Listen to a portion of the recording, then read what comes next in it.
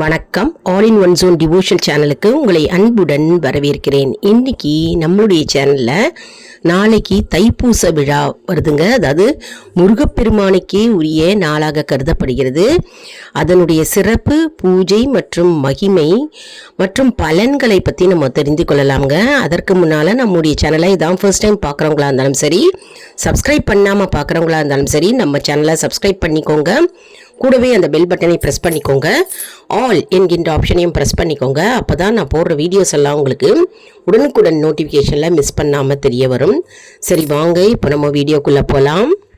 அதாவது தைப்பூச விழா நம்முடைய தமிழ்நாட்டில் மட்டும் இல்லைங்க, உலகம் எங்கும் தைப்பூச விழா சிறப்பாக கொண்டாடப்படுகிறதுங்க. அது ஒரு முக்கியமான ஒரு குறிப்புங்க. அதாவது தமிழ் கடவுள் அப்படின்னு அழைக்கப்படுகின்ற முருகப்பெருமானுக்கே உரிய விழாக்களில் தைப்பூச விழா மிகவும் சிறப்பு வாய்ந்ததாக கருதப்படுகிறது. அதாவது தை மாசத்துல பூச நட்சத்திரம் சேர்ந்து வருகின்ற பௌர்ணமி தினம் தைப்பூச விழாவாக கொண்டாடுகிறோம். நாளைய தினம் நிறைய பேர் விரதம் இருந்து தைப்பூச திருவிழாவுக்கு கோவிலுக்கு சென்று முருகப்பெருமானை தரிசனம் செய்வதை நாம் எல்லாரும் கண்கூடாக பார்த்திருக்கிறோம் இல்லையா? முருகனை வழிபடுபவர்களுக்கு கல்வி, செல்வம், ஞானம், அறிவு, புகழ், திருமணம், குழந்தை பேறு மற்றும் நல்ல வாழ்க்கை கிடைக்கும் என்பது ஐதீகம். அதாவது தைப்பூசத்தன்று நிறைய பேர் விரதம் இருந்து முருகப்பெருமானை வழிபடுவீர்கள் இல்லையா? அன்றைய தினம் சில பேர் என்ன பண்ணுவாங்க, முழு நாளும் விரதம் இருப்பாங்க. சில பேர் 2 பொழுது அதாவது விரதம் இருப்பாங்க. அதாவது ஒருவேளை மட்டும் உணவு உண்டு இருப்பார்கள். அப்போ புதிதாக சமைத்த உணவை தான் நீங்கள் சாப்பிடணுங்க.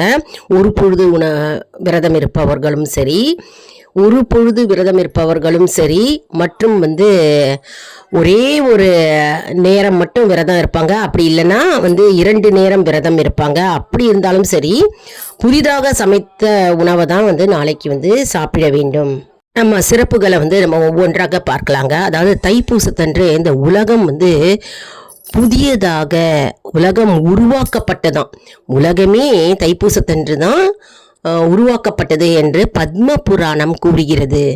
மேலும் தைப்பூசத்தன்று அன்னை பார்வதி கிட்டேருந்து முருகப்பெருமான் சக்தி வேலை வாங்கிய நாள். அதாவது சூரனை வதம் செய்வதற்காக, அசுரனை அழிப்பதற்காக முருகப்பெருமான் தன்னுடைய தாய் அதாவது ஆதி பராசக்தி கிட்ட இருந்து அந்த சக்தி வாய்ந்த வேலை பெற்ற நாள் தான் தைப்பூச தினம். மேலும் தைப்பூச தினத்தன்று, அதாவது நாளைய தினம் பூச நட்சத்திரத்தை, மேலும் பௌர்ணமி தினத்தன்று தைப்பூச நாளாகிய நாளைக்கு முருகப்பெருமான் தன்னுடைய காதலியான வள்ளியை மனம் புரிந்த நாளாக திகழ்கிறது. அதனால இந்த தைப்பூசம் மிகவும் சிறப்பு வாய்ந்ததாக நாளாக கருதப்படுகிறதுங்க. மேலும் தைப்பூசத்தன்று பாத யாத்திரையாக பால்குடம் எடுப்பது மற்றும் பாத யாத்திரையாக செல்வது மற்றும் காவடி எடுப்பது ஆகிய நேர்த்திக்கடனை இடும்பன் என்ற சீடர், அதாவது அகத்தியருடைய சீடர், அவருக்கே ஒரு தனி சன்னதி இருக்குங்க பழனி மலையில். நம்ம பார்த்துருப்போம், நிறைய பேர் பழனிக்கு போயிருந்தீங்கன்னா தெரிஞ்சிருக்கும். அந்த இடும்பன் தைப்பூசத்தன்று பாத யாத்திரையாக சென்று முருகப்பெருமானை வழிபட்டதாக புராணங்கள் கூறுகிறது. அதனால் பழனியில் மட்டும் மிகவும் சிறப்பு வாய்ந்ததாக இந்த தைப்பூச விழா கோலாகலமாக கொண்டாடப்படுகிறதுங்க.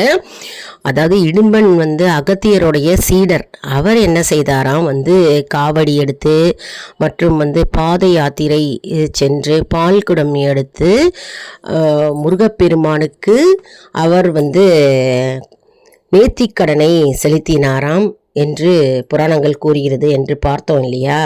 அதனால் பழனி மிகவும் சிறப்பாக இந்த தைப்பூச விழா கொண்டாடப்படுகிறது. அதனால் நாளைய தினம் தைப்பூசத்தன்று வந்து பழனிக்கு வந்து நிறைய பேர் வந்து பாத யாத்திரையாக செல்வதை நம்ம வந்து பார்த்துருக்குறோம்.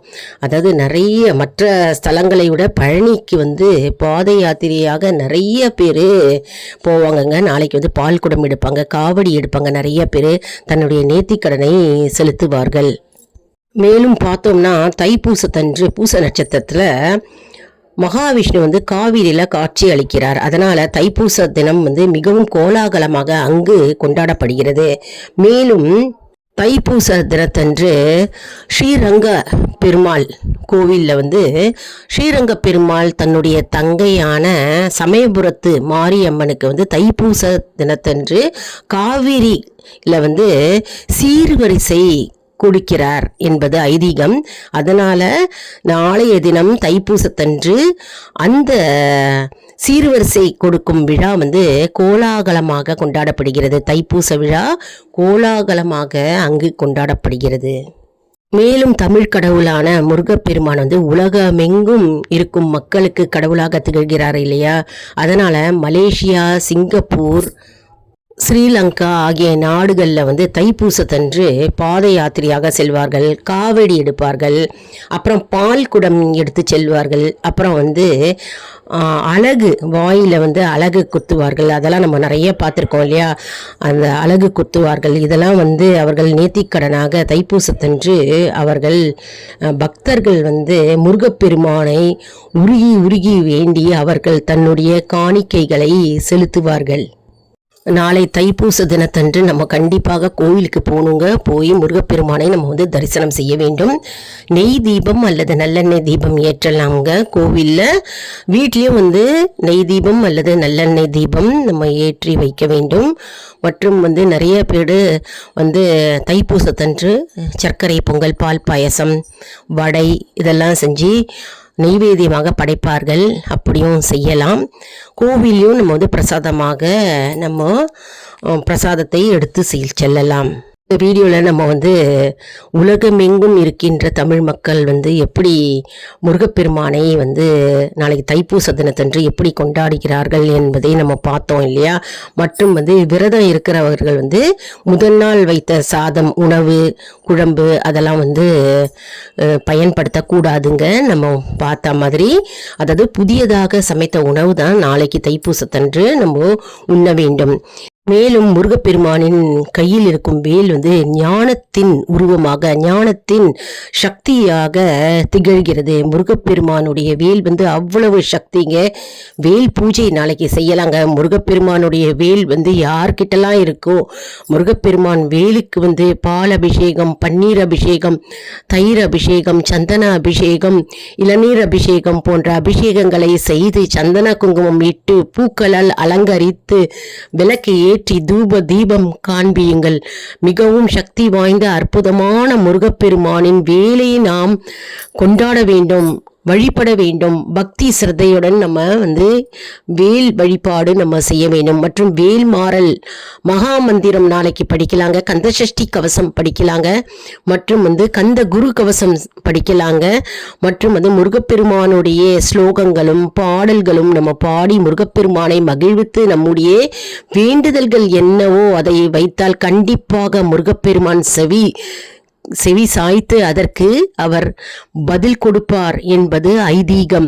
அதனால தைப்பூசம் அப்படின்றதுனால மிகவும் அற்புதமான நாள். பௌர்ணமியும் சேர்ந்து வந்திருக்கிறதுங்க. பௌர்ணமி தின பூஜை நிறைய பேர் செய்வீங்க. பௌர்ணமி பூஜையும் நம்ம செய்கிறவங்க செய்யலாம். மற்றும் அம்பாளுக்கு வந்து பௌர்ணமி தினத்தில் நாளைக்கு வந்து நெய் தீபம் ஏற்றினால் ரொம்பவே விசேஷமானது. அதனால நம்ம அம்பாளையும் சேர்ந்து வழிபட வேண்டும். முருகப்பெருமானுக்கும் உரிய நாள் பௌர்ணமி அப்படின்னாலே மிகவும் அற்புதமான சக்தி வாய்ந்த நாள். அதுவும் வந்து தைப்பூசமும் பூச நட்சத்திரமும் சேர்ந்து வந்திருக்கிறது. அதனால அதிசக்தி வாய்ந்த நாளாக திகழ்கிறதுங்க நாளைய தினம் தைப்பூசம். நாம் மறந்துவிடக்கூடாது. தைப்பூசத்தன்று நம்ம விரதம் இருந்து பக்தி சிரத்தையோடு முருகப்பெருமானை நாம் வணங்கி வந்தால் நம்முடைய மேல் இருக்கும் அனைத்து தீவினைகள் அழிந்து நன்மைகள் உண்டாகும். நமக்கு நன்மையே முருகப்பெருமான் தருவார். நாளை முழுவதும் நாம கந்தசஷ்டி கவசம் தெரிந்தவர்கள் கந்தசஷ்டி கவசமே நாளைக்கு முழுவதும் படிக்கலாம். ஓம் சரவணபவ ஓம் சரவணபவ அப்படின்ற மந்திரத்தை 108 முறை நாம முருகப்பெருமான் முன்னாடி அமர்ந்து நாம் கூற வேண்டும். ஒரு மனதோடு பக்தி ஸ்ரத்தையோடு நம்ம வேண்டும் பிரார்த்தனைக்கு கண்டிப்பாக கோடி பலன்கள் நம்மை தேடி அடையும் என்பது ஐதீகம். சில பேர் ஏற்கனவே 48 நாள் விரதம் இருந்து நாளைக்கு தைப்பூசத்தன்று முருகப்பெருமானை தரிசனம் செய்வார்கள். அப்படி 48 நாள் விரதம் இருக்க முடியாதவர்கள் நாளைக்கு ஒரு நாள் மட்டும் விரதம் இருந்து முருகப்பெருமானை தரிசிக்கலாம். அதாவது விரதம் இருக்க முடிந்தவர்கள் விரதம் இருக்கலாம். அப்படி விரதம் இருக்க முடியல அப்படின்றவங்க நம்ம முருகப்பெருமானை வணங்கி வந்தாலே போதுங்க. அதுவே முருகப்பெருமான் ஆத்மார்த்தமாக நம்முடைய வேண்டுதல்களை கேட்பார் என்பது நம்பிக்கை. இந்த மாதம் பிப்ரவரி 1ஆம் தேதி, அதாவது ஞாயிற்றுக்கிழமையில வருதுங்க தைப்பூசம். அதிகாலையில எழுந்து குளித்து விட்டு நம்ம முருகப்பெருமானை வணங்கி விரதம் இருப்பவர்கள் விரதத்தை தொடங்கலாம். வேல் வேல் வெற்றிவேல் வேல் வேல் வீரவேல் வேல் வேல் ஞானவேல் வேல் வேல் சக்திவேல் வேல் வேல் வெற்றிவேல் வேல் வேல் வீரவேல் வேல் வேல் ஞானவேல் வேல் வேல் சக்திவேல். வெற்றிவேல் முருகனுக்கு ஹரோகரா, வீரவேல் முருகனுக்கு ஹரோகரா, ஞானவேல் முருகனுக்கு ஹரோகரா, சக்திவேல் முருகனுக்கு ஹரோகரா, அரோகரா அரோகரா. மேலும் முருகப்பெருமானுக்கு செவ்வரளி மற்றும் ரோஜா பூக்கள் மற்றும் தாமரை இதெல்லாம் நம்ம கோவிலுக்கு வாங்கி எடுத்துட்டு போகலாம். வீட்லேயும் முருகப்பெருமான் படம் இருந்ததுன்னா முருகப்பெருமான் படத்தை நல்லா அலங்கரித்து கொள்ளுங்க. மற்றும் கோலம் வாசல்லையும் சரி வீட்லேயும் கோலம் போடணுங்க. நாளைய தினம் தைப்பூச தினம் விழா. நாம் அனைவரும் முருகப்பெருமானை வணங்கி பிரார்த்தனை செய்து வழிபட்டு முருகப்பெருமானுடைய அருளை நாம் அனைவரும் பெறுவோம். என்ன கஷ்டமா இருந்தாலும் சரிங்க, வீட்டில் என்ன துன்பமா இருந்தாலும் சரி, பிரச்சனைகள் இருந்தாலும் சரி, அதாவது குழந்தை பாக்கியம், திருமண தடைகள் மற்றும் வேலை தடைகள் மற்றும் என்ன தடைகள் வாழ்க்கையில் இருந்தாலும் சரி, அதெல்லாம் நீங்கி விடும். முருகப்பெருமானை பிரார்த்தனை செய்தால் போரும். தைப்பூசத்தன்று நமக்கு அனைத்து நன்மைகள் நம்மை தேடி அடையும் என்பது நம்பிக்கை. சரி, இந்த வீடியோவை நான் இதோட முடிச்சுக்கிறேங்க. அதாவது ஷார்ட்ஸ் போட்டால் நிறைய ஆயிரக்கணக்கான வியூஸ் வந்துட்டே இருக்குங்க. நிறைய பேர் பார்க்குறீங்க ஷார்ட்ஸ் போட்டால். லாங் வீடியோஸ் பார்க்க மாட்டேங்கிறீங்க. சப்ஸ்கிரைப் பண்ணிட்டு பாருங்கள் லாங் வீடியோஸு. உங்களுக்கு அவசியம் சப்ஸ்கிரைப் பண்ணுங்கள். நிறைய வீடியோஸு பயனுள்ள தகவல் உங்களுக்கு கொண்டே இருக்கிறதுங்க. இந்த வீடியோ உங்களுக்கு மிகவும் பயனுள்ளதாக இருக்கும் என்று நான் நம்புகிறேன். இந்த வீடியோவுக்கு ஒரு லைக் கொடுங்க. இதை மற்றவர்களுக்கும் ஷேர் செய்யுங்கள், அவர்களும் பலனடையட்டும். மேலும் ஆல் இன் ஒன் ஜோன் அன்பர்களுக்கு ஒரு அன்பான வேண்டுகோள். நம்முடைய கம்யூனிட்டி போஸ்ட்ல கேள்வி பதில் நேரம் வருங்க. அந்த கேள்விகளுக்கு பதில் தாங்க. இதன் மூலம் நம்முடைய ஆன்மீக பயணம் எப்படி இருக்கிறது என்பதை நாம தெரிந்து கொள்ளலாம் இல்லையா? இது சப்ஸ்கிரைப் செய்தவர்களுக்கு மட்டுமே தெரிய வரும். அதனால நம்முடைய சேனலை மறக்காம சப்ஸ்கிரைப் செய்து கொள்ளுங்கள். அடுத்த வீடியோவில் வேறொரு தலைப்புடன் உங்களை சந்திக்கிறேன். நன்றி, வணக்கம்.